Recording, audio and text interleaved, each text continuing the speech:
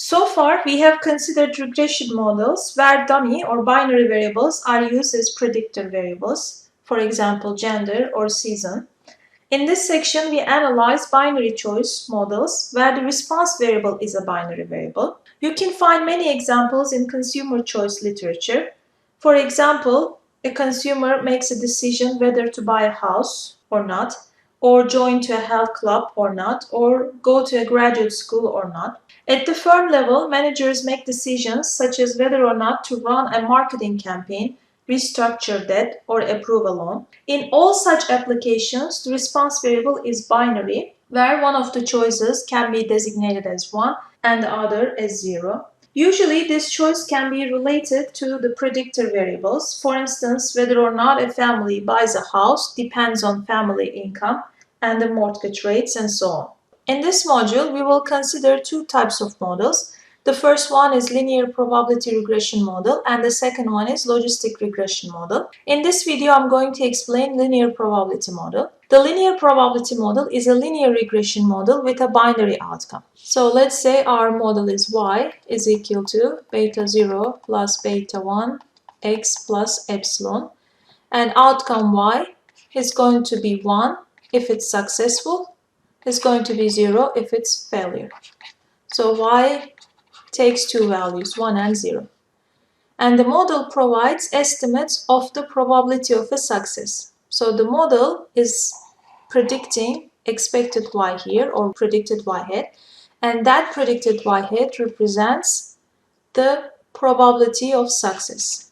P y is equal to 1 means probability of success. So instead of writing y hat here, we can write p hat is equal to beta 0 plus beta 1 x. Therefore, when we use linear probability model, the outcome is a probability of success. In this video, we are going to use loan application data to show the results of a linear probability model. If you recall that subprime mortgage crisis of 2016 led to Great Recession, and Great Recession forced the financial institutions to be extra stringent in granting mortgage loans. Here you can see the 30 recent mortgage applications which are obtained to analyze the mortgage approval rate. So our response variable is a binary variable, which 1 indicates the loan is approved and 0 indicates the loan is not approved. And it is believed that this approval depends on two predictor variables. The first one is the percentage of the down payment, x1, and the percentage of income to loan ratio, x2. Next, I will show you the regression results. Here is the regression results, and this regression results is calculated using data analysis toolpath and regression. In that regression, y or loan approval is the dependent or response variable. Down payment and income to loan x1 and x2 are predictor variables. And based on the regression results, probability of being success or getting the loan is equal to negative 0.86 plus 0.0188x1 plus 0.0258x2. You can find here on the table the coefficient estimates. With the p-values of 0.012 and 0.00 respectively, both predictor variables are positive and statistically significant at 5% level. Also, if you hold the income to loan ratio constant, B1 is equal to 0.01884, implies that a 1 percentage point increase in down payment increases the approval probability by 0.0188 or 1.88%.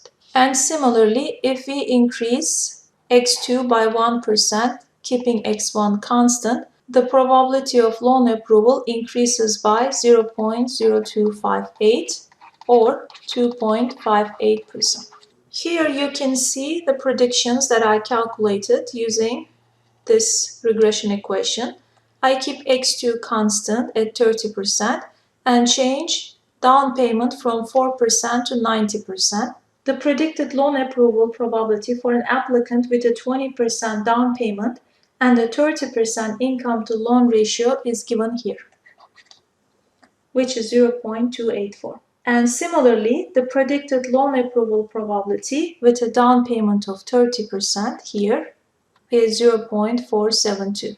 The increase in probability is equal to 0.1884, which is 10 times the slope coefficient.